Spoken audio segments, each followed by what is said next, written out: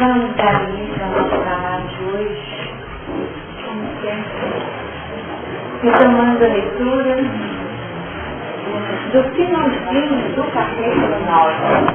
Esse capítulo 9 andou, mas com certeza semeou muito conteúdo em nosso coração. Então vamos lá, capítulo 9, a partir do versículo 20. E começou Noé a ser lavrador da terra e plantou uma vinha, e bebeu do vinho, e embebedou-se, e descobriu-se no meio de sua tenda. E viu Cã, o pai de Canaã, a nudez de seu pai, e fez saber a ambos os seus irmãos fora. Então, tomaram 100 a uma capa, e puseram-na sobre ambos os seus ombros.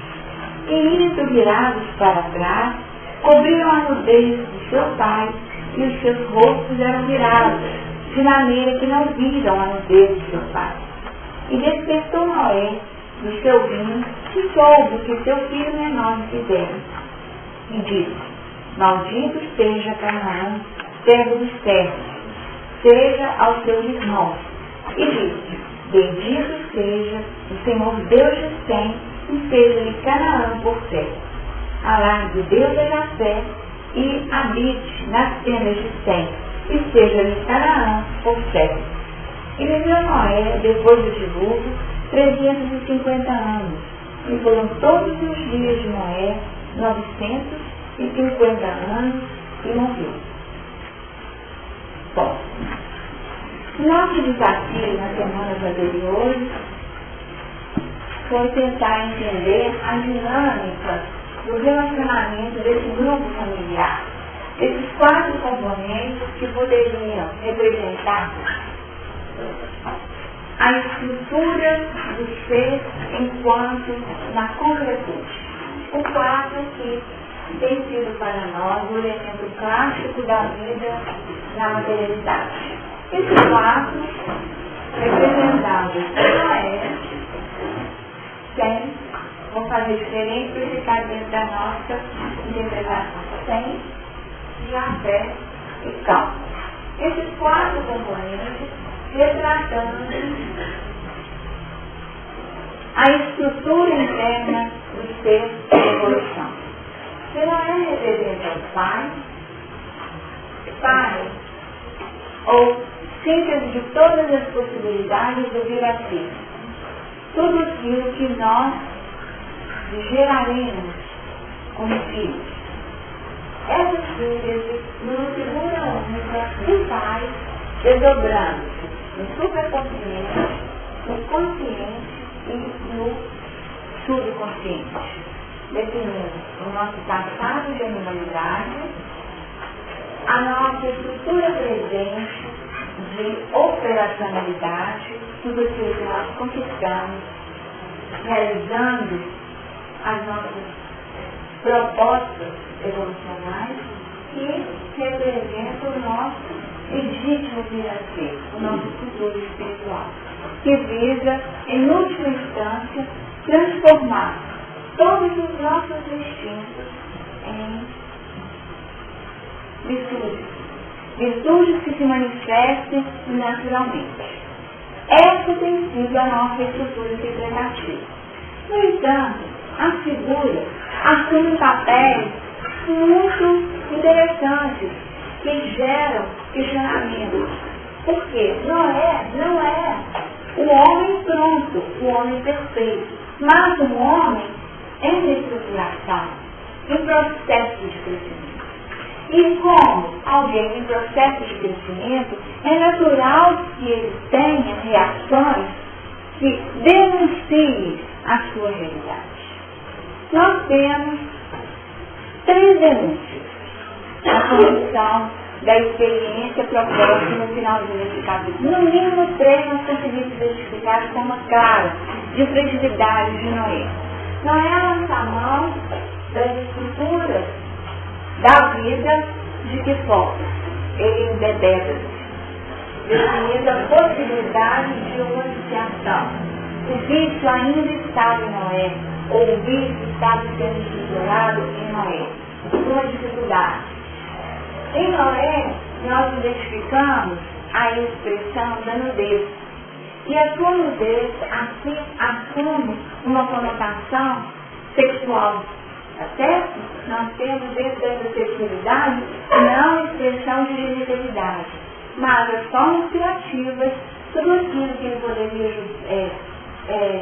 gerar dentro dessa expressão da nudez, definindo ainda uma condição que não estava ajustada com aquilo que ele apresentava ser quando no juízo perfeito.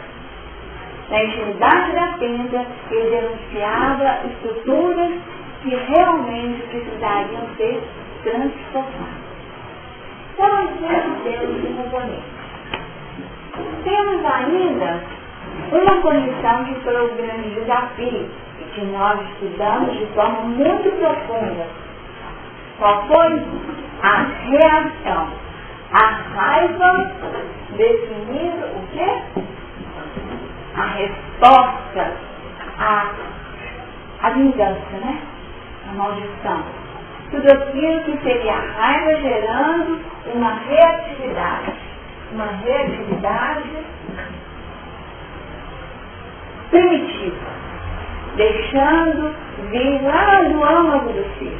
Então, nessa raiva, nós percebemos que Noé estava magoado. Estava magoado. Ele se sentiu ferido. Foi colocado nessa nudez do desejo, talvez na humildade.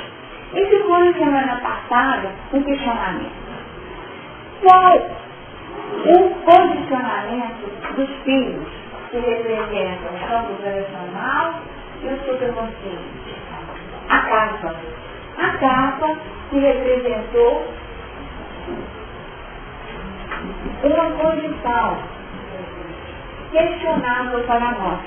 Quantas vezes nós colocamos capas em nós mesmos para escondermos de nós mesmos?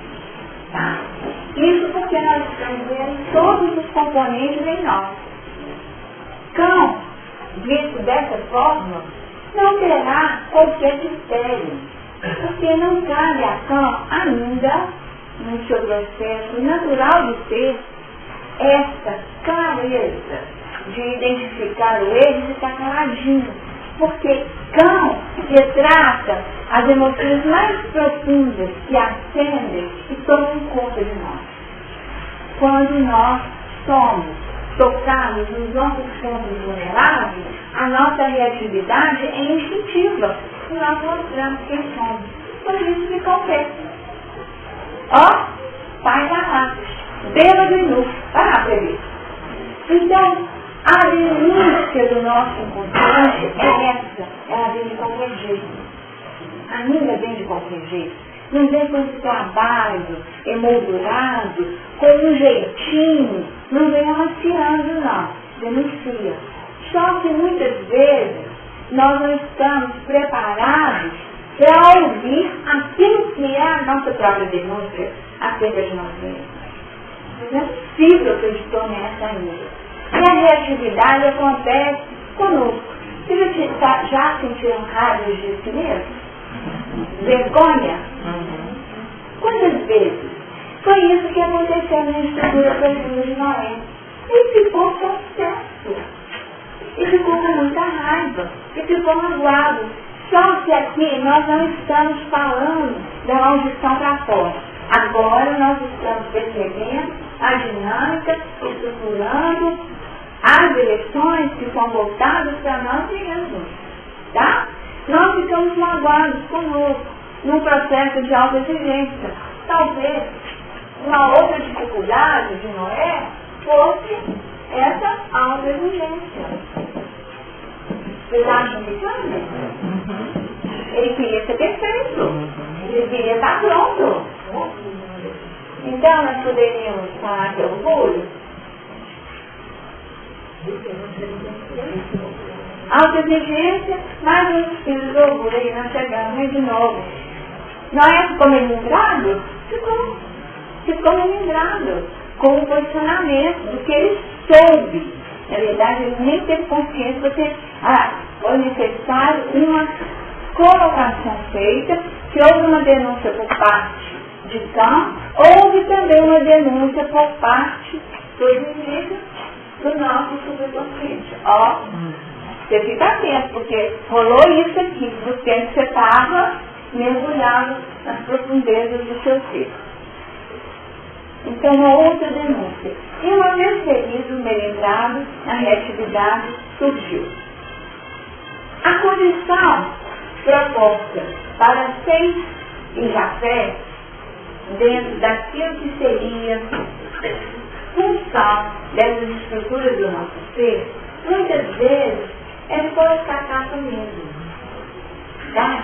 Muitas vezes nós precisamos dessa capa. Do ponto de vista operacional, que capa que a gente coloca como Jafé em nós mesmos? É a capa Lenice, é a capa Beth, é a capa Marlene, Marinês, tá certo? Nós colocamos a capa reencarnatória. Esse é o campo operacional. E será que essa capa, que representa o corpo, essa reencarnação, não esconde uma série de dificuldades? Não, gente. Então, uma capa colocada por Jafé. Tá? Agora, será que nós temos uma consciência plena daquilo que nós somos, desde a visão de Sem? Sem sabe das nossas dificuldades. E aqui nós estamos chamando de Sem a nossa proposta luz, a nossa proposta divina, a nossa proposta sincera. Aqui sim, o legítimo vir a ser.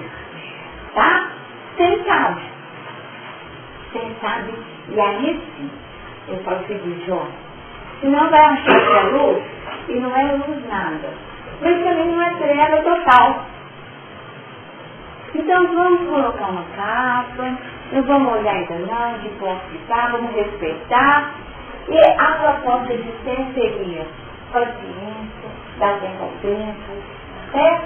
Para que todos os trabalhos acontecem na naturalidade do processo evolucional de cada forma, sem gerar desafios novos, desnecessários. Porque se não tivéssemos a clareza da nossa nudez, certamente nossas dificuldades seriam muito maiores. E até o plano de desistência. Tá? O plano de desistência. Porque a tendência do indivíduo, quando ele se encontra dentro dessa alta exigência de orgulho, e aqui nós poderíamos situar até o menino como filho do orgulho, nós teríamos uma tendência natural, sabe, de fazer o quê? Entregar os pontos. O que é entregar os pontos? Paralisar. Quando nós paralisamos, o que nós optamos? Pela morte. Não, morte física não adianta. Tá? Morte física não adianta, porque nós sabemos que a morte não existe, é só virada de uma página, e aí acorda no plano espiritual como? Desnudo, sem capa e vivendo a realidade de si mesmo. Mas e aí o que acontece? Muitos no plano espiritual que optaram pela paralisação falam o seguinte: não quero nem saber mais disso, vou ficar paralisado, sim. E passa tempos e tempos numa condição dificílima de vida, mas uma vida que mais parece morte, porque não tem a implementação natural do movimento. Tá certo? Então aqui nós percebemos aspectos internos dos 4 componentes. Essa retomada, por vezes, é necessária para que a gente consiga identificar de onde é que nós estamos falando. Aí nós falamos dos elementos e trabalhamos toda a estruturação íntima do ser. Mas existem capas que são colocadas, sim, por elementos externos. Tá? E esse também foi um ponto trabalhado, pelo menos inicialmente na semana passada. E capas são essas que aqueles que se dispersaram antes de nós, e aí nós vamos falar de uma temporalidade mesmo, antes de nós, evoluíram e estão à frente, tá? Então, nessa visão do estão à frente, nós poderíamos dizer assim, não é simples, tá bom? Não é simples. Se não é alguém que faz, esquema, tá, gente? Um esquema didático, para a gente compreender e tentar desenvolver as nossas ideias, que na verdade são exercícios. E no fundo não precisam ser vistos como questões absolutas, mas dentro da relatividade do nosso exercício de compreensão. Então, se não é simples, não é assim. São, Jafé e Sem. Tá certo? Então, se nós pensarmos, assim se encontra aqui. Não é como alguém que faz, é alguém operacional, ele está sem dúvida no piso de Jafé. O caracteriza, ele não é alguém que vive na projeção do futuro, não, ele é operacional.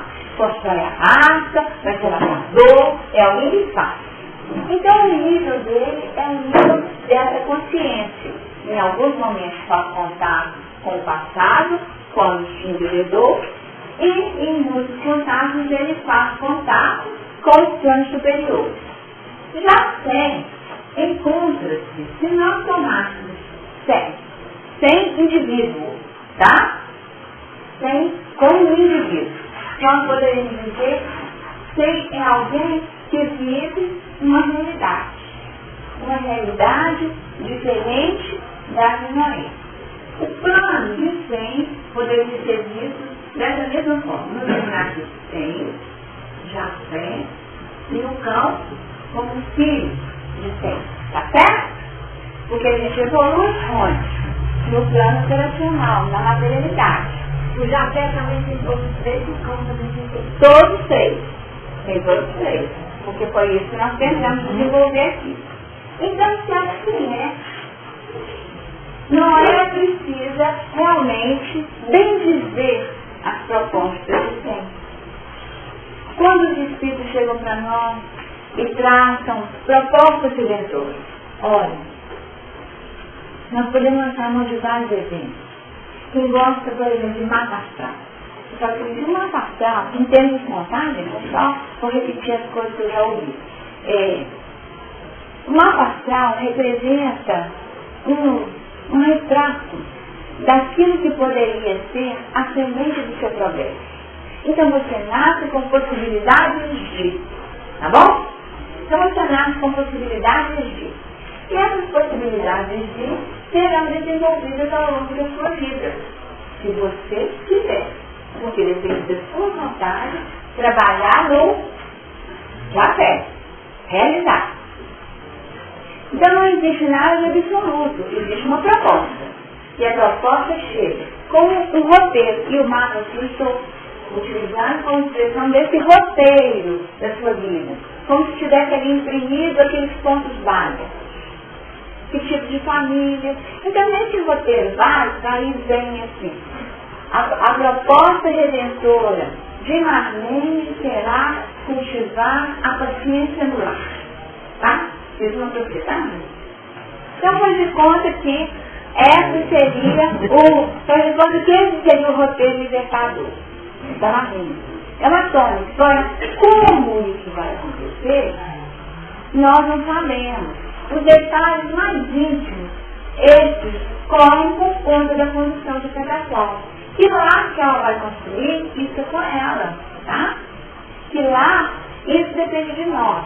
Fulano, qual é o roteiro salvador do indivíduo? Será um estudo, porque enquanto estiver ali, queimando todas as suas estruturas, queimando aí é gastando mesmo, todas as suas estruturas sobre os livros, certamente não estará debaixo de influências que são do passado.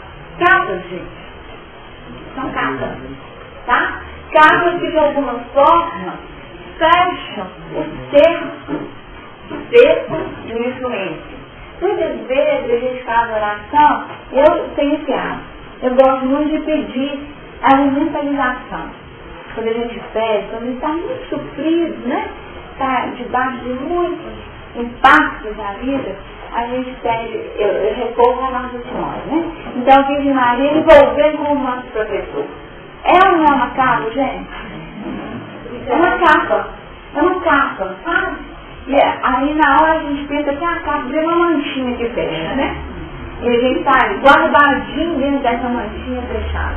Então, essa condição, criando uma estrutura de proteção. Então, a capa não necessariamente representa um desafio negativo, mas uma condição de defesa necessária para que possamos nos encaminhar. Isso acontece. Isso é fato. Mas então quer dizer que cada um desses elementos tem um acertão na estrutura intrínseca de cada um de nós, são os filhos que nós estamos gerando como essas capas? Sem dúvida, sem dúvida. E nós geramos esses filhos querendo buscar essas capas. Agora, na semana passada, foi definido um lado negativo da capa. Você lembra? Uhum. Um lado negativo da capa. Né? O que seriam as estruturações que a capa poderia trazer de forma a nos reter, tá? Na inconsciência.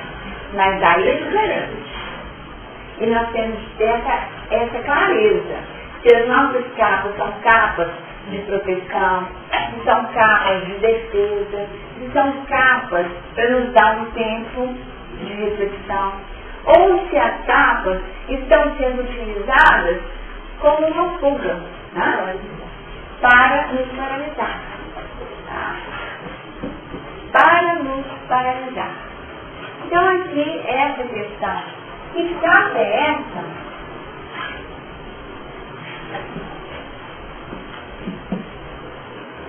Fica para nós, que nós estamos usando.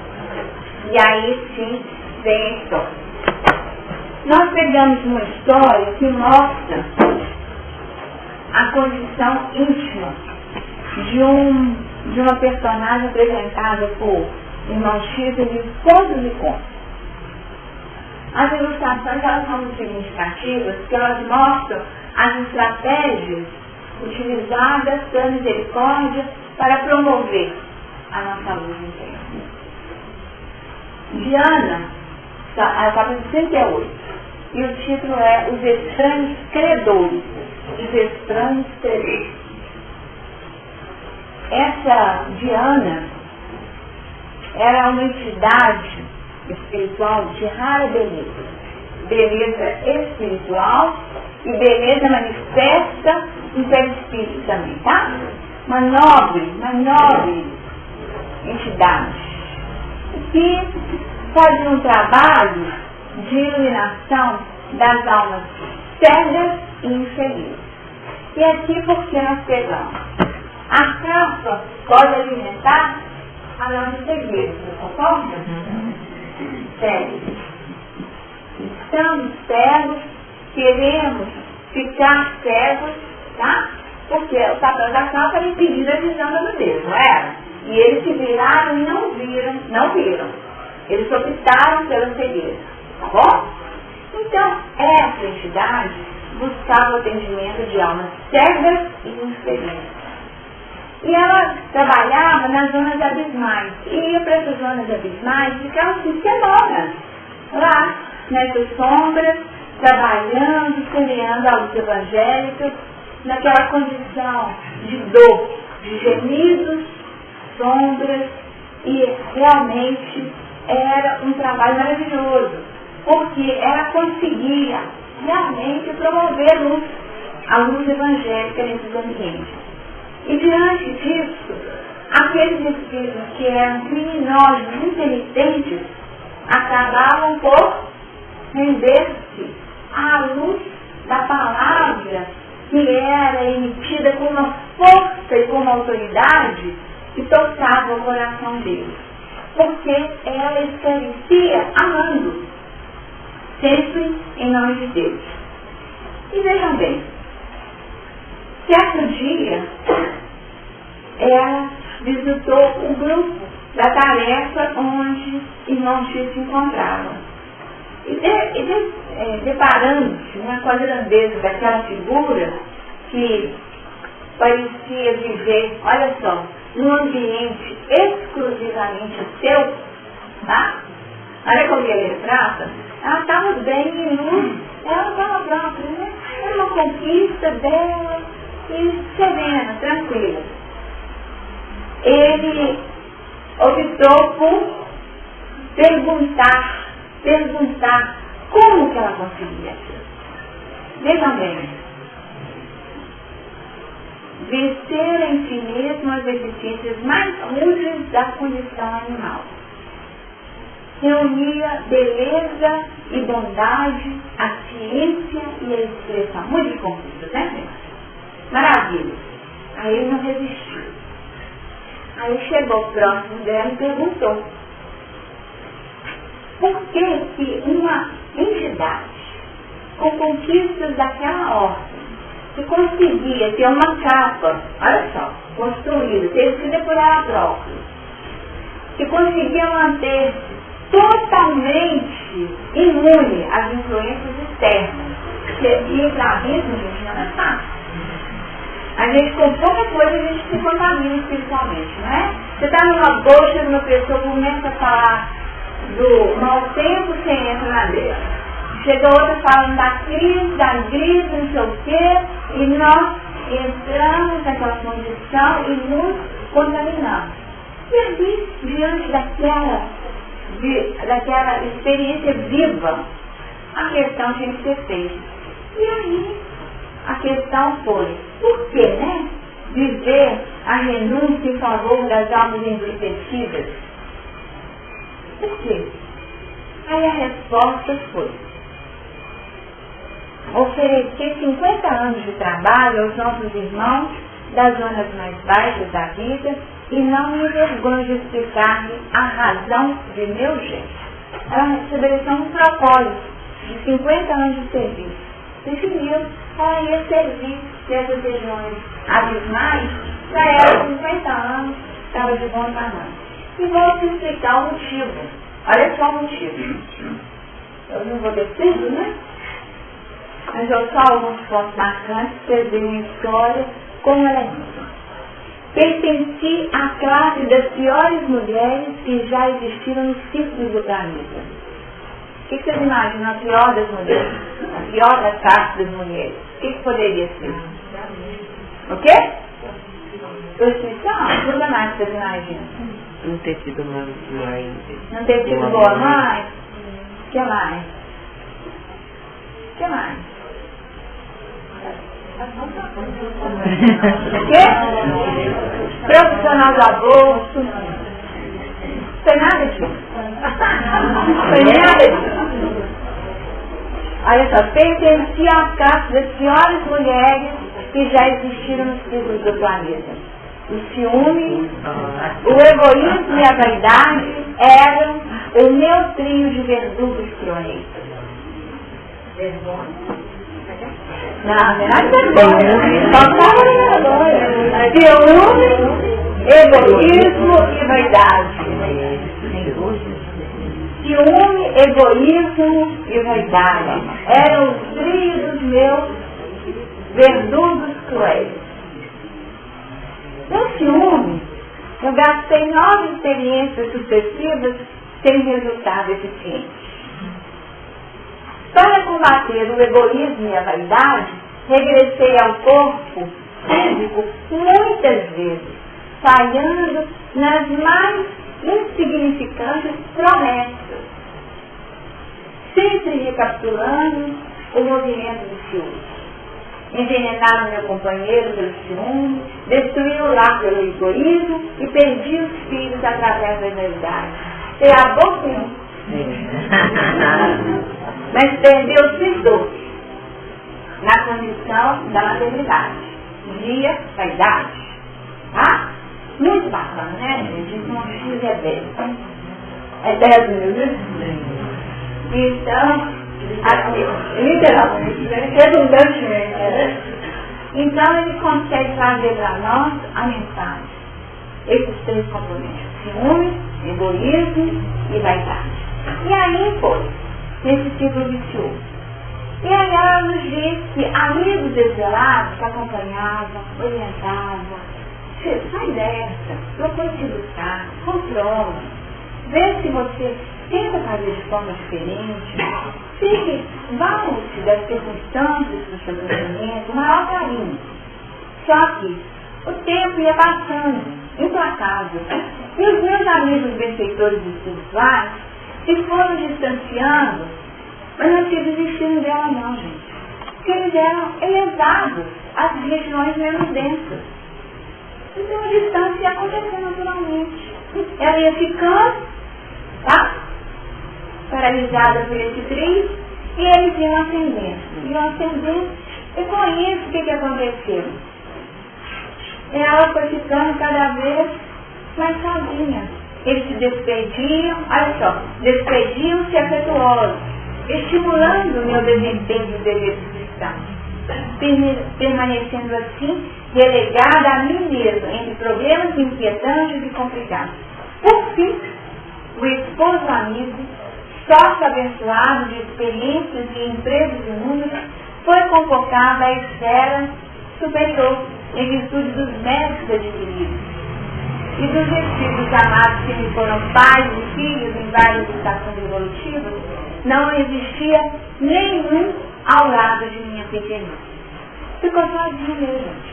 Ficou sozinha dentro da opção. Igual a Ivone Pereira. Exatamente. E quando ela se viu nessa condição totalmente só, aí veio o medo, o desânimo, e aí ela começou a fazer bagunça. Tá? Aí que começam as bagunças operacionais da vida, né? Propósitos menos dignos, tá? Aí que começou. Mas a raiz é anterior, tá? A raiz é anterior. Aí ela foi materializando a complicação. Ela foi materializando a complicação. E aí aconteceu que ela foi morar nos recantos abismais, tá? Ela foi nos recantos abismais. Tal qual traço inútil. Embora, olha só, um grave história, consciente, vencida pelo crime. No fundo, nós estamos conscientes de onde está a nossa falha, a nossa dificuldade. E aí, sim, muitos anos passeei o desencanto da soledade quase absoluta. Então, não dá isso, né, gente, que ficam aí, fechadinhos em si mesmos, mas no fundo, tem a consciência do porquê daquela experiência difícil. Até que um dia, ela foi visitada por nobre missionário do bem, que contou carinhosamente o romance que ele dizia a respeito, porque toda a vida é um romance, né? Toda a vida é um romance. Cada um mais complicado que o outro, mas toda a vida é um romance. E aí, sim, ela relatou como que ela havia conquistado a libertação e a reestruturação pessoal. Que havia sido mãe na qualidade provacional, tendo recebido a intimidade de seu lar, filhos monstruosos, e tão rígidos que lhes foram testemunhos de abnegação, que chegou a adquirir o triunfo sobre essa mesma tríade tenebrosa, tá, gente? Tríade tenebrosa, dominando o ciúme, o egoísmo e a vaidade no decurso de 70 anos de sacrifício incessante. Tá? Então foi isso que aquele espírito de luz chegou para a obra.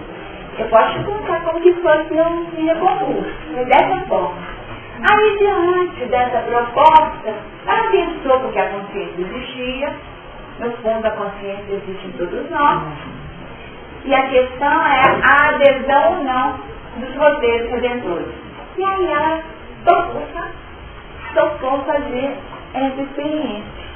E aí sim, se candidatou no plano espiritual à maternidade dolorosa na Terra. Tá? Olha só, gente. E aí foi o que aconteceu. E vieram os espíritos vinculados. Percebi, aí o que aconteceu? Ela Primeiro fez aquela varredura. Começou a olhar as regiões abismais e viu quanto sofrimento ali existia. Viu espíritos em condições de loucura, cegueira e deformação. Vejam bem, loucura, cegueira e deformação. E ficavam ali naquele sofrimento. Aí naquela aquilo, ela até teve medo, acovardou-se, mas depois pensando em que não tinha tido êxito nessas outras experiências todas, cercadas de carinho, ela realmente falou, não, eu vou parar esse projeto. E aí foram designadas 4 entidades que ela deveria adotar. Adotar aqui significa, né? Realmente fazer o papel de mãe para essas entidades. E aí a reencarnação aconteceu, reencarnou numa condição que a gente sabe que não é simples, que são as condições espirituais, e foram condições precárias e dolorosas. E já na infância, ela foi percebendo que o corpo dela estava em desacordo com os sentimentos íntimos. O corpo pedia uma condução, mas as disposições íntimas levavam para outra. Aí viveu uma certa rebeldia, mas foi dominando, e aí as manchas da revolta foram lavadas com as lágrimas do sofrimento, ficou órfã muito cedo, e logo foi compelida a casar-se com um homem já disforme. Ele tinha uma condição física comprometida. E desse casamento surgiram 4 filhos. Dos 4 filhos, nós temos aqui 2 que apresentavam dificuldades, eram aleijados, como ele coloca. Um era cego e o outro apresentou o mal de Hansen. Então, olha só o caso. Como se não bastasse, o marido morre, então ela fica nova, viúva, com essa condição desses 4 filhos. Diante desta maternidade sofredora, olha só, não sobrava tempo para o egoísmo, tá? Não sobrava tempo para o egoísmo. Como que ela ia ter tempo para o egoísmo, gente? Todos necessitados. Se a maternidade sem esse detalhes, não chamar de detalhes, sem esses detalhes já consome muito tempo, porque é uma situação de plena doação, vocês imaginam essa situação aqui. Então, meu bem, o ciúme aviltava o desespero e o crime, normalmente quando surgiam as mães tranquilas e afortunadas ao meu olhar. Todavia, o beijo de minhas crianças pobres, atormentadas, convidava-me à gratidão pela caridade pública, à humildade e ao entendimento. Porque eu olhava nas costas e dizia, aqueles meninos tudo arrumadinho, né? Bonitinho, arrumadinho, tudo certo.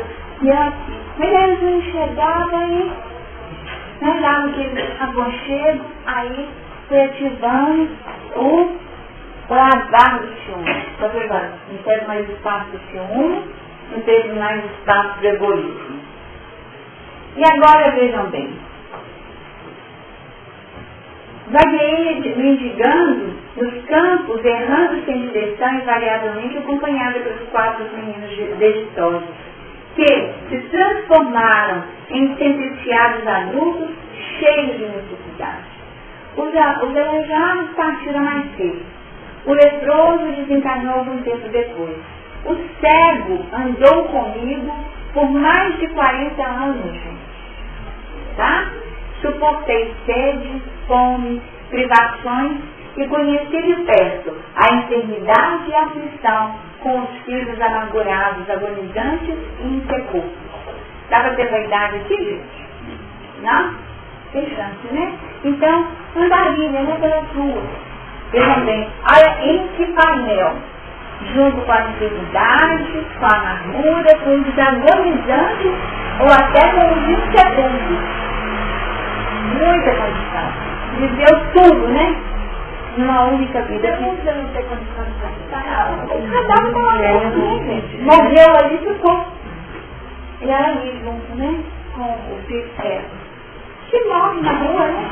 Não é isso que a gente vê? Morreu na rua. como, né? De fome, de frio. Porque às vezes a gente fica pensando, eu questiono demais, se você questiona, né? Você olha assim, gente, que vida é essa? Né? Quando você vê uma pessoa assim, você fala assim, um ser humano, né? Como que pode? Eu fico assim, às vezes eu fico pensando, será que você dá certo? Tá? Mas então a gente vê que tem um sentido, né? Tem um sentido. Tem um ganho aí que ele não sabe que hora. Essa pergunta é o racional da gente perguntando aqui? O emocional, não é o racional. O emocional. Ainda não sei, não. O racional nos mostra que está certo. Não, eu acho que o racional é para aliviar pra gente. Eu acho que o racional é para aliviar.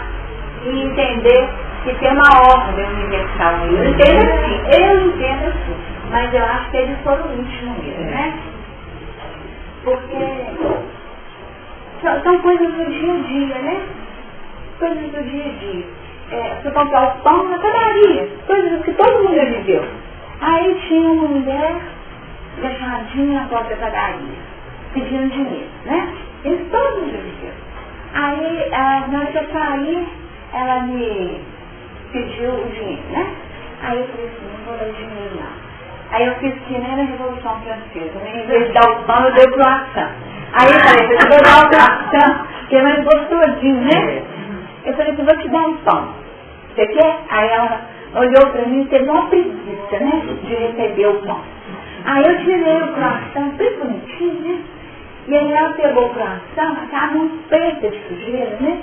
E aí pegou o pão, e aí colocou o pão debaixo do lugar que ela estava recebendo as moedinhas dela lá, né? E aí eu fiquei olhando e falei assim, não tem fome, né, gente? Não tem fome, né? Não tem fome. Ninguém dá conta de comer aquele pão desse jeito, não. Ninguém dá conta de comer aquele pão. Por mais gostosinho que a gente que tivesse, ela estava precisando do dinheiro lá e não nada pinga, né? Porque já estava, né? Já estava num outro processo. E aqui eu estou falando da realidade de fato. Tá? Aí, que magrinha, consumida pelo vício, né? Consumida pelo vício. E aí a gente questiona, né? Como que é isso? Isso que, quem já não viveu isso? Aqui de nós, todo mundo, eu só estou colocando voz naquilo que todo mundo conhece. Colocando voz nisso. E é ou não é revolucionário? Aí você fala assim, qual que é o sentido? Né? Mas então, algum sentido tem. Algum sentido tem. Algum movimento na estrutura profunda é o que de repente quando ela me xingou, né? Nem falou que não queria o pão, pegou o pão e segurou o pão, machucou o pão de baixo. Não foi educada, né? Machucou o pão assim, ficou com ele. Eu falei, ainda, estava com ele na hora, depois eu falei, não entendi. Ela está até segurando a gente, então eu joguei esse pão de fora, ela está segurando aquele pão ali, mas que pão tá pesado. E a gente observar assim como que é, né? O movimento de cada qual, né? A dor, que já viveu, que já viveu? Não dá nem para falar, nem imagina o que já viveu, mas o que já foi limpo na estrutura profunda desse ser. Então, quando a gente observa, será que vejo em regiões abismais? Né? Será? Pode ser que não, mas pode ser. E aqui está melhor do que lá, porque já imprimiu movimento à vida, né, gente? Já imprimiu movimento à vida. Talvez esteja ainda naquela condição da soledade, né? Viver a solidão ainda, né? Para poder cair em si. E pelo comportamento dela, você observa que ela comportou muito na dela. Ela comportou na dela, ficou sentadinha lá, não me desacatou, não me xingou, podia ter sido fácil. Ela só demonstrou, né? Demonstrou, mas não falou nada. Então nós percebemos como que toda a experiência traz para nós muitos ensinamentos. É questão dos olhos de Deus mesmo, né? A gente tentar ver e amplia o entendimento da vida, certamente, os desafios da vida. O que foi, pessoal? Eu acho uma situação muito delicado. Eu também não gosto da vida. Eu sou que foram antes. Eu também não gosto da vida. Eu acho que tudo. Olha, gente, ó, a questão aí naquele momento, eu acho que aconteceu desse jeito, eu vou tentar contar. Sabe? Porque foi tão didático, sabe? Sabe a situação didática que a vida te dá como exemplo? Não era nem questão de dar o dinheiro ou não dar o dinheiro. Era a questão da reflexão que aquilo podia abrir para nós, em termos do nosso contexto de estudo, porque a vida vai respondendo para nós, é a vida mesmo. Eu não vou matar a vida. Tá? Agora o desafio de como nós conduzimos e vivemos a caridade, isso também é muito pessoal. E esse caso é só para poder mostrar aquilo que nós conhecemos e que para nós, infelizmente, é do dia a dia. É do dia a dia. Mas tem algumas situações que marcam. Eu já contei para vocês um dia, a menina atravessou a rua, você veja. Alguns que estavam aqui no dia. A menininha ia entrar escolinha. Aí, atravessou a rua com uma bolsinha de barro cheia de coisinha cor-de-rosa. Aí, na hora que ela atravessou, a bolsinha abriu e espalhou tudo no meio da rua. Aí a mãe retornou. Não, como é que foi? Passou um carro voando primeiro passou o carro. Tá? Passou o carro voando. E a mãe estava vindo com a menina, voltou para poder pegar alguma coisa no portão. Tá? Sabe aquela voltadinha aqui? E passou um carro voando. Na hora que o carro acabou de passar, a mãe voltou com a menina e onde o carro passou, abriu a bolsinha e espalhou tudo. Aí eu falei, gente, essa menina tinha atropelada. E como que foi? Porque ficaram lá no chão recolhendo os brinquedinhos. Sabe? Mas que foi aquela tirada, sabe? A hora que ela voltou no portão. Na hora que a mãe voltou, lembra aqui? Voltou, e aí, mas aí você diz o seguinte, o que foi ser tirado? Mas teve um tombinho ali, entendeu? Um contratempo ali, como se fosse a sombra que ficou no registro da aula do lugar. Quer dizer, tudo espalhadinho no chão e eles recolhendo. A questão do impacto. O impacto ainda existiu no abrir da bolsinha no meio da rua, com tudo espalhado. Então a gente vai percebendo como que realmente as coisas são minimizadas para nós. Isso aqui que a mãe estava comovida, de atrasada, sabe? Porque ia ter, né, nesse movimento do atraso que ia gerar, e ela teve que parar e tratar tudo. E muitas vezes é isso que acontece com a gente, né? Nós, às vezes, somos favoritos e acabamos por precipitar situações que não precisam ser tão graves. Mas fruto da nossa, vamos falar assim, ansiedade, né? Nós projetamos e complicamos. Mas vamos finalizar a história aqui, acabou que vamos mais. Então, o que aconteceu? 40 anos com cego, tá bom? Com cego.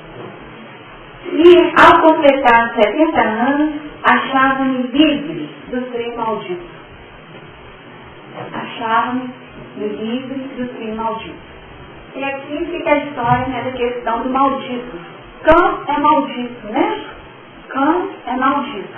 Em Cão nós encontramos essa tríade. Ele tinha ciúme dos irmãos? Tá certo? Tinha ciúme dos irmãos? Era egoísta? E a vaidade? Então nós temos esse compromisso. Nós podemos dizer o seguinte, será que é Cão que é maldito?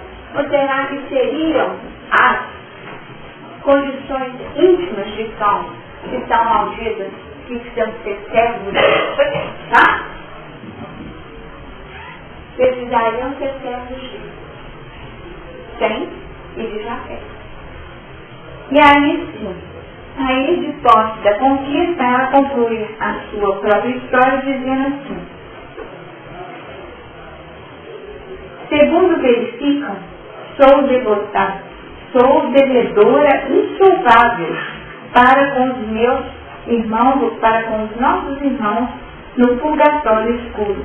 Em companhia deles, na reencarnação terrestre, aprendi lições que muitos séculos de aprendizado pacífico não me puderam ensinar, à vista de minha rebeldia e viciação. E tão grande é a minha alegria, e tão bela a minha noção de vitória individual, vejam bem, tão bela a minha noção de vitória individual, que, se rastejasse nas trevas por alguns milênios, a fim de servi-los, não lhes pagaria, em hipótese alguma, quanto lhes fiquei a dever para a eternidade. Muito bacana, né? Bacana.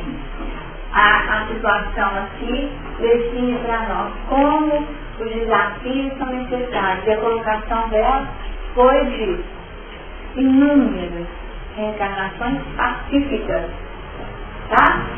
E 70 anos de uma dor, né?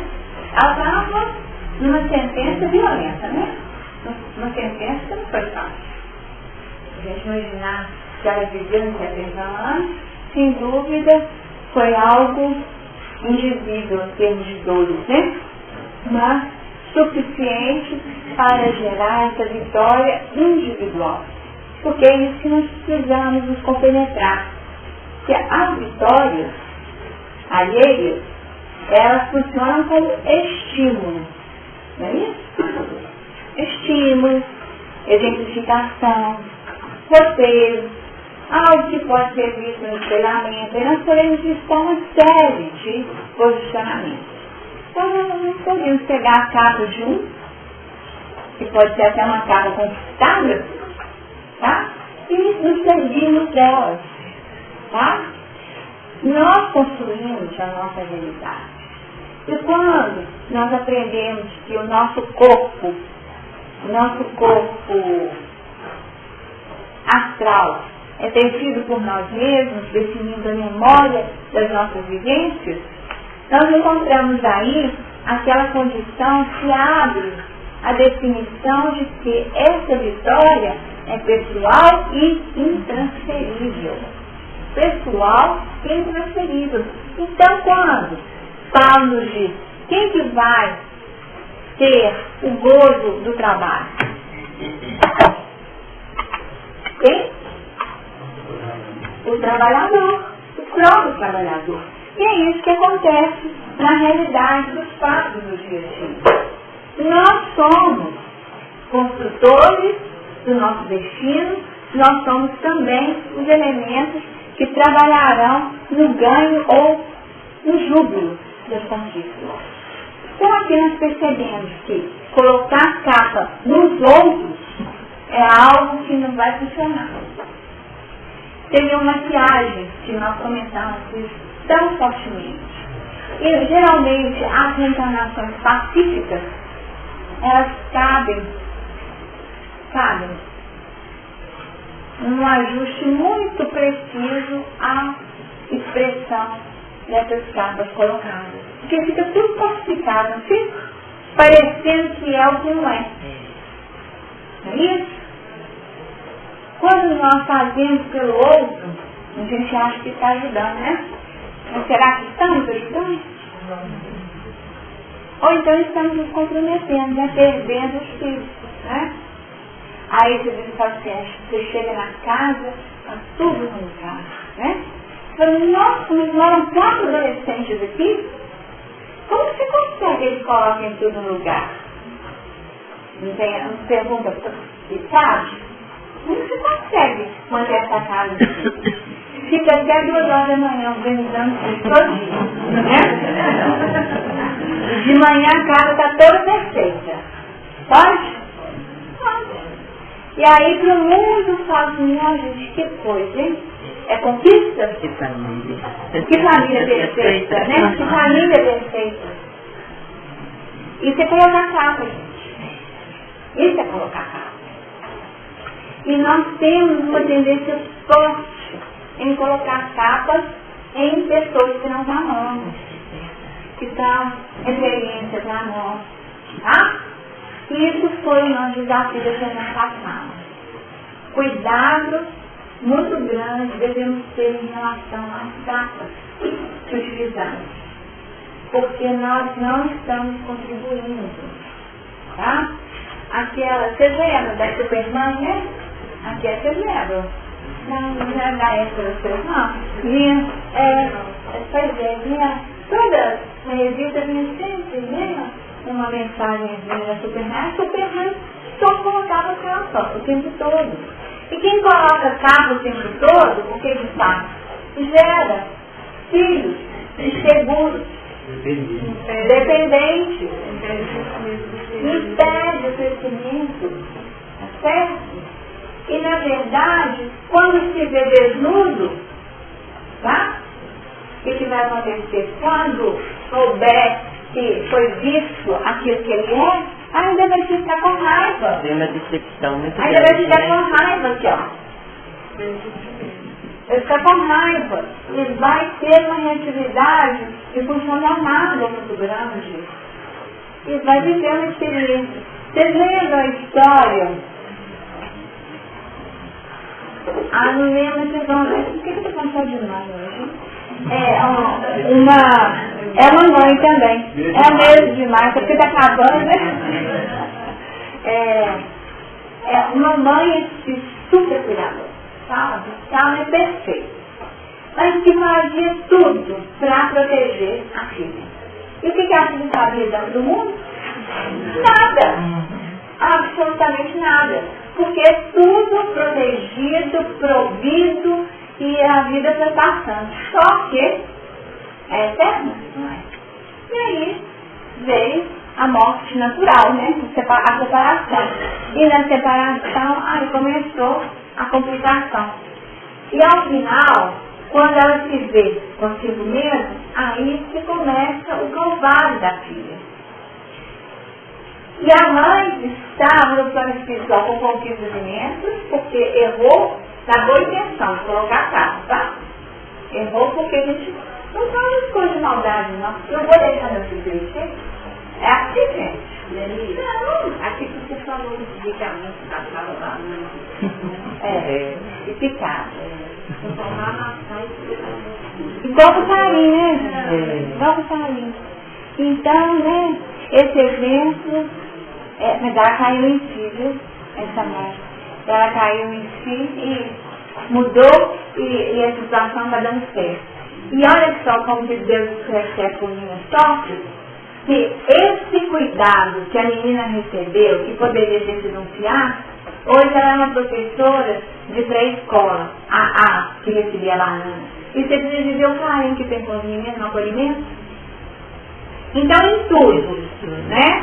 Em tudo tem um lado e tem o outro. E se a gente conseguir realmente dar a volta por cima, nós podemos pegar aquele gesto que era algo que poderia perder a vida, pode ser um gesto, mas era com carinho. Então, aquilo que recebeu está sendo promovido, mas no tempo certo, porque são meninos pequenininhos, que precisam, que demandam esse tipo de cuidado que ela conhece bem, que viveu um tempo muito grande. ali teve um filho no outro, está dependendo. Sem dúvida. Por isso eu falando de Deus, depende de cada um, né? Depende de cada um o que eu vou fazer com aquilo que eu recebo, né?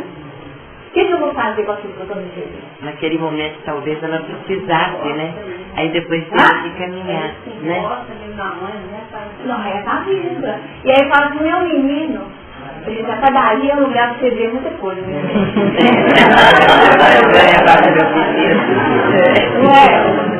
Padaria, você já viu que é um lugar que você tem muito... Você já observaram? Não, outro dia eu estava na padaria, aí chegou uma mulher velhinha, sabe? Aí ela comprou o pão e tal, já vou com o filho. Aí ela disse, vem cá, meu bem. Vem cá. Eu pensei que era. Ô, filhinho, vem cá. Qual que você vai querer? Aí, você via, assim, eu devia ter quase 60 anos. Ela era muito velhinha, sabe? Sabe lá, você pensa?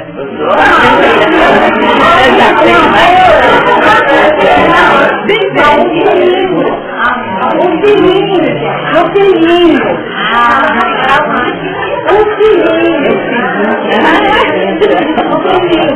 Aí ela tirou da bolsinha dela, sabe? O cartão, comprou o pãozinho dela, comprou uma sacolinha de pãozinho pro filhinho. Aí deu o cartão pro filhinho, pro filhinho pagar o pão, sabe? Aí eu pensei, como eu pensei, né? Pensei por isso, como será que é isso? Será que ela tem uma casa, ele tem outra e ela vem comprar o pão junto? Vocês entenderam? É direcionamento. Até hoje está comprando o pão do filhinho. E no cartão, né? O cartão era dela. Não seria o contrário, gente? Será? Foi isso que eu estou falando. Por isso que eu estou fazendo o exemplo. Porque eu fiquei pensando pelo gente. Mas essa senhora está muito velhinha para poder estar nesse lugar ainda, né? Já era hora de estar recebendo. Não hora de estar provendo. E ele, eu sabia que ela estava provendo, porque o perfil deixava claro, sabe? Não era mau juízo, não, estava explícito, né? Explícito, porque ele percebe, né? A condição. Aí, detalhe, ela não sabia nem digitar a senha dela. Ela pôs o cartão já estava na bolsinha dela. Ela pôs o cartão lá, aí ele digitou a senha, e ela tirou o cartão e guardou, né? Todos os gestos não indicavam? Todos os gestos indicavam. Que ela ainda estava nessa posição. E com certeza não podia deixar o cartão na mão dele. Só senha, porque alguém tem que saber a senha, né, gente? Tem uma hora que alguém tem que saber a senha. Nossa, achei que eu já estou com língua, hein?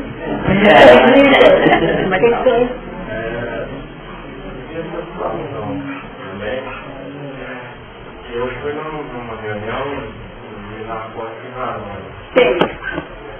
E você percebe justamente que são crianças. Crianças. Mas são crianças de 60 anos. Exatamente. É. Mas esse constrangimento que a mãe passa, o filho também ele tem um constrangimento muito grande. Ainda bem, né? As histórias, assim, você chega lá com um problema familiar aqui, as histórias lá são arremessadoras, você acha que você está muito bem parado quando você vê a experiência do outro. Exatamente. Por isso que ninguém é tratado como uma criança, porque se torna uma criança. Exatamente. Totalmente dependente. Com sua dependência, né? E esses elementos. E a gente vê o desafio. Então, diante dessa postura frente à vida, tá? Que é mais fácil denunciar a nudez alheia, não é mais fácil, gente? Aí nós começamos a entender que pode ter existido na maldição de Noé um componente positivo em termos da maldição de Cão, tá? E aqui nós já estamos tentando reverter. Nós temos que abrir vários anos para a nossa interpretação, tá? Será que então na hora que ele maldista seria a condição do saturamento aí de Noé? Porque eu estou refletindo em relação a isso aí. Seria? Seria mais ou menos tipo assim, é mais fácil denunciar um alheio do que olhar do primeiro. Então não seria então porque a denúncia, né, gente, que foi. Porque quando nós identificamos e divulgamos com o propósito de denegrir, nós estudamos isso muito bem. Não, mas eu estou falando questão de Noé. Quando ele despertou do fim, será que seria um processo de saturamento, mesmo maldizendo o outro? Você está entendendo? Não, entende? Não, sem dúvida. Nós despertamos o vinho pela hora, tá? É quando a ficha cai, tá? Esse é despertar no vinho. Você fala, nossa senhora, isso era pra mim. Né? São aqueles insights. Isso é despertar no vinho. Isso é sair da fogueira, tá? Mas outra pode ir pra amaldiçoar, ter a raiva de quem te denunciou, outra pode tentar pior. Eu estava vivendo, eu estava vivendo. Olha o que ele trouxe para nós, o exemplo da reunião que ele afeta. Quando você escuta os depoimentos, a situação é estarrecedora. Aí você vê o seguinte, que uma situação que parece difícil, está no céu. Está no céu. Tamanha complexidade e a dificuldade. Agora, então, fica uma outra questão. Que caso que nós estamos querendo pôr em nós? Isso. Agora é uma outra pergunta. Né? Não é essa não. A pergunta é: a capa pacífica, da evolução pacífica, ou a capa da dor? Eu acho que aí mistura, Senhor. Não, gente. Eu estou falando em termos de propósito de vida. Tá. Entendeu? Como uma pergunta para o nosso futuro. Porque nós não somos construtores. Então nós temos de trabalhar dentro dessa busca e fazer uma escolha. Não quero mais essa capa de dor. Não quero mais essa capa de dor. Eu estou querendo uma outra capa. Uma capa pacífica. Por que eu tenho que gastar milênios de vidas pacíficas e só em 70 anos? Ela falou uma verdade. Ela falou uma verdade importantíssima. Eu devo para eles. Trabalhar 50 anos aqui é nada. Porque quanto tempo que eu perdi lá atrás, uma turma que foi embora, é uma dívida para a eternidade. Porque aí eu consegui fazer uma virada de 70 anos. Coisa que eu não consegui em quantas? A fala do Senhor, 9. Foi isso? Imaginemos uma vida, que era vida boa, pacífica. Então vivemos muito tempo, não foi? Quantos anos que foram essas 9 vidas? E aí falou assim, e inúmeras outras em relação ao egoísmo e à vaidade. Nem numerou. Poderia ter numerado, né? Então, quer dizer, quantas vidas? Mas 20? Talvez muito mais que isso. Porque os escritores só evoluíram e iam embora. Ter esferas mais altas. Para perder todo mundo de vista, foi muito tempo. Foi muito tempo que ela consumiu nesse círculo vicioso, tá? Nesse vício. Cadê o vício? No vício que é um vício interno, tá? E que gerava o quê? Com certeza, ela ajudou muita gente a evoluir, porque conviver com a gente sorvente é o lixo, né, gente? Não é muito difícil? Ajudou muita gente a se libertar. Mas se comprometendo. Então Noé, sem dúvida, fez esse trabalho. Então, ao maldizer Cão, ele fez para Cão um roteiro, a história que está aí, gente. Ele criou um roteiro de dor para Cão. Tá bom?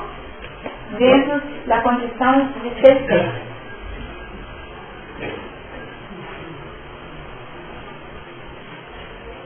Bendito seja o Senhor Deus de sempre.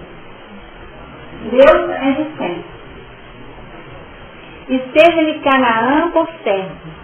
Alargue Deus a Jafé e habite nas tendas de Sem. Então a morada, Deus é de Sem. A morada é na casa de Sem. E se estende a tenda de Jafé. Tá bom? E seja-lhe Canaã por servo, a Sem também. Então ele vai servir a Jafé e irá servir também a Sem. Dentro de uma condição de submissão. Aqui é a submissão. O servo deve obediência. E essa obediência é fundamental. Mas dentro da proteção divina. Ele não definiu a condição pessoal apenas, tá? Mas definiu a servidão. E aí nós podemos dizer que vai servir a Sem, vai servir a Jafé, ou vai servir a casa do Senhor que está sendo preenchida, especialmente a partir desse reconhecimento. O Senhor de sempre. Tá certo? Habite nas tendas. Tá? Ele habita. É morada. É morada do Senhor. Então aqui nós temos esses versículos aqui.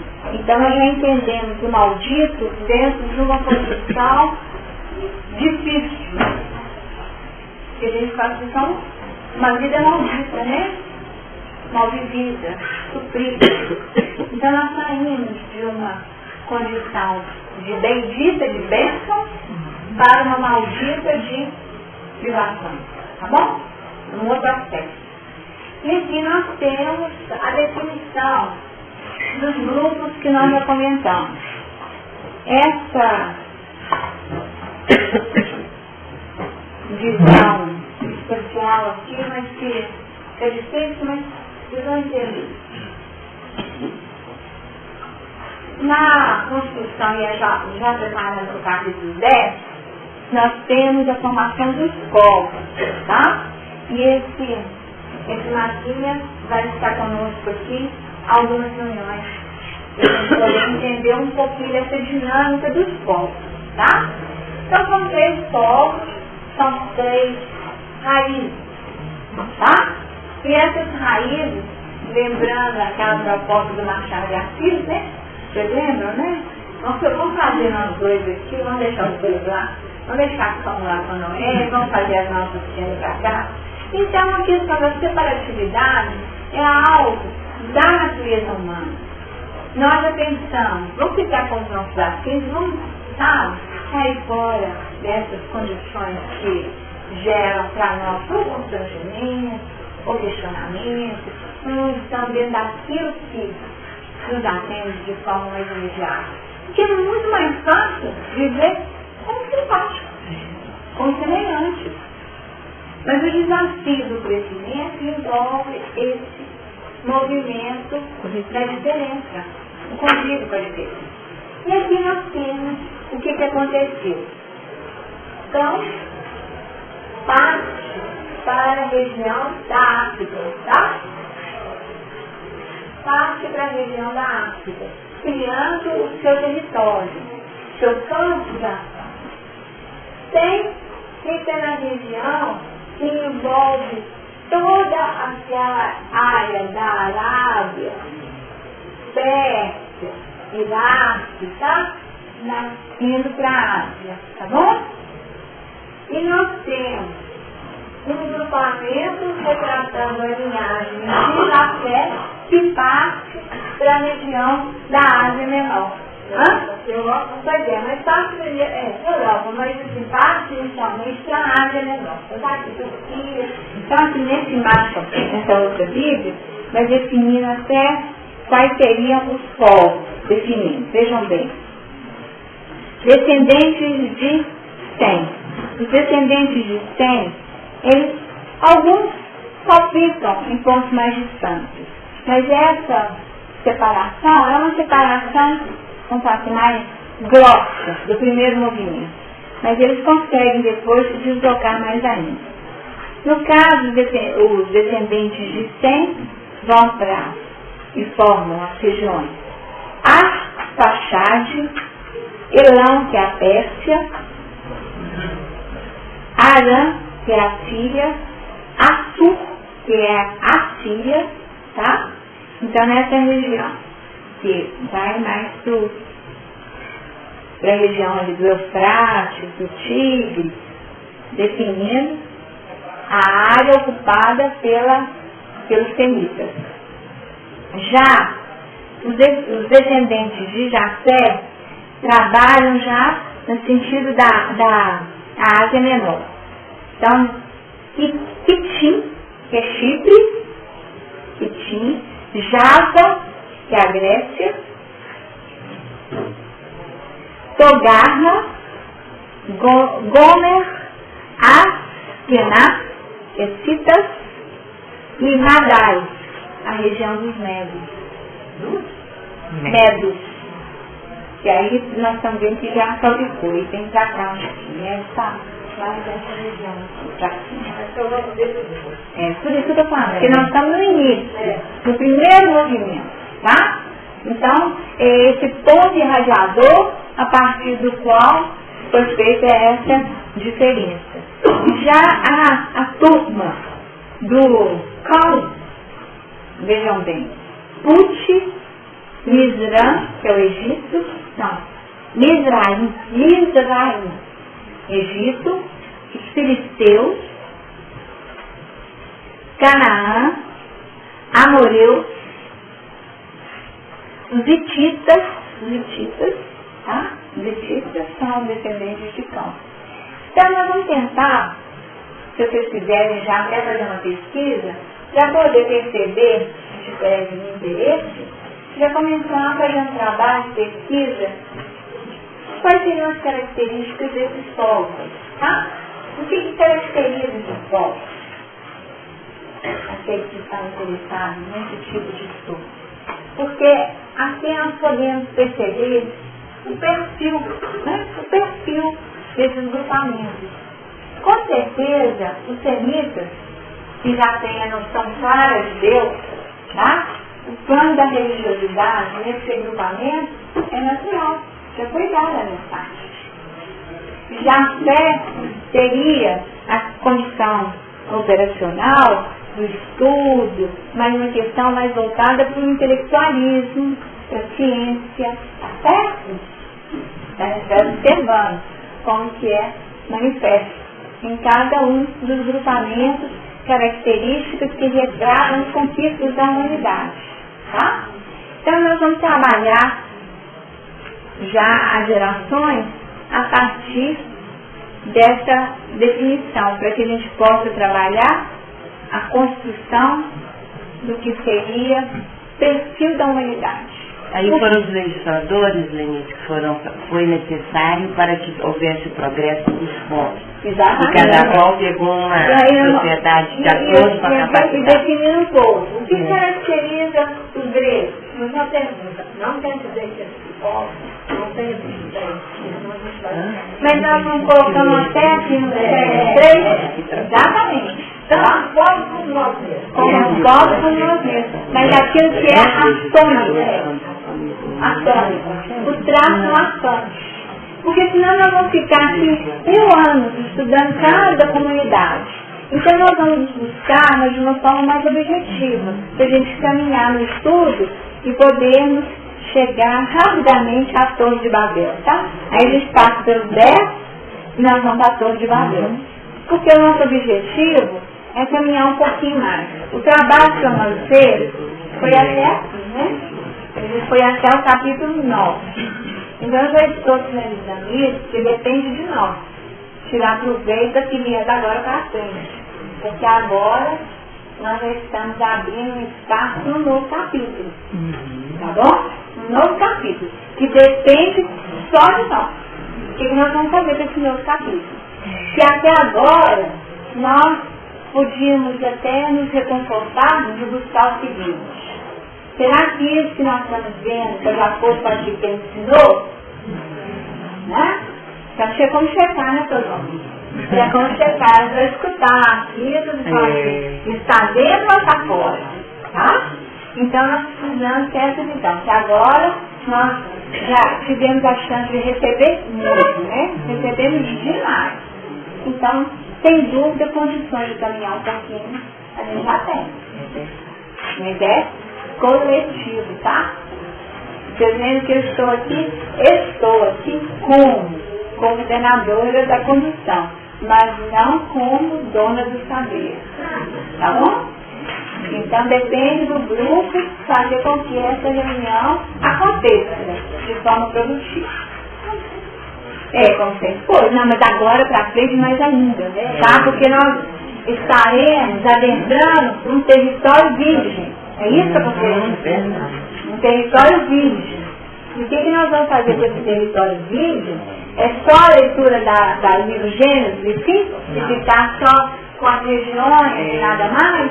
Ou nós podemos tirar disso algo que nos auxilie dentro dessa visão evolutiva, aplicando os conhecimentos em nossa vida? Tá? É essa a questão. Mas ficou ainda, antes de entrar nesse aspecto, fica ainda bendito seja e maldito, né? Que seja certo. Mas o último versículo. Noé, passado de luto, viveu ainda 350 anos. Todos os dias de Noé foram 950 anos e morreu. Então, nós vamos começar na semana que vem, tá? Nesse último versículo, tá? Com a morte de Noé, tá? Nós vamos começar a partir da morte de Noé para abrirmos para a descendência de Noé. E aqui fica para nós também um material didático para a nossa pesquisa. Passado o dilúvio. Então, o dilúvio é o divisor de águas, sabe? O dilúvio é o divisor de águas. Passado o dilúvio, ele viveu ainda 350 anos. E foram todos os dias de Noé 950 anos. Olha só que bacana aqui. Quanto tempo que ele viveu antes? 600 anos. Vocês viram aí que estava na hora do dilúvio? Os 6. Os 6. Era a hora. Recicla ou vai para frente? Tá certo? Recicla ou vai para frente? E aqui nós temos essa questão importantíssima. E é isso que nós vamos comentar semana que vem. Tá? Ele viveu o desafio. Aqueles que morreram no dilúvio optaram por replicar, não é isso? Não construíram a arca. E foram submetidos ao impacto da dor evolução, de fora para dentro. Ele que operou o movimento, fez a saída. E na saída foi para o 7. Tá? Ele fez um impacto. E dentro desse degrau novo, vamos colocar aqui. Aqui ele estava no 6. Aí ele conseguiu ir. Aqui está o dilúvio. Ele foi para o 7. E em que ponto que ele está quando ele morre? 350. No 3,5. Ele está na metade de uma nova espiral. Então, que morte é essa de Noé? Tá? Então, nós vamos perceber como tudo está embutido dentro da linguagem. Então, isso que nós vamos tentar descobrir por quê. Semana que vem. Porque ele morreu na metade do caminho.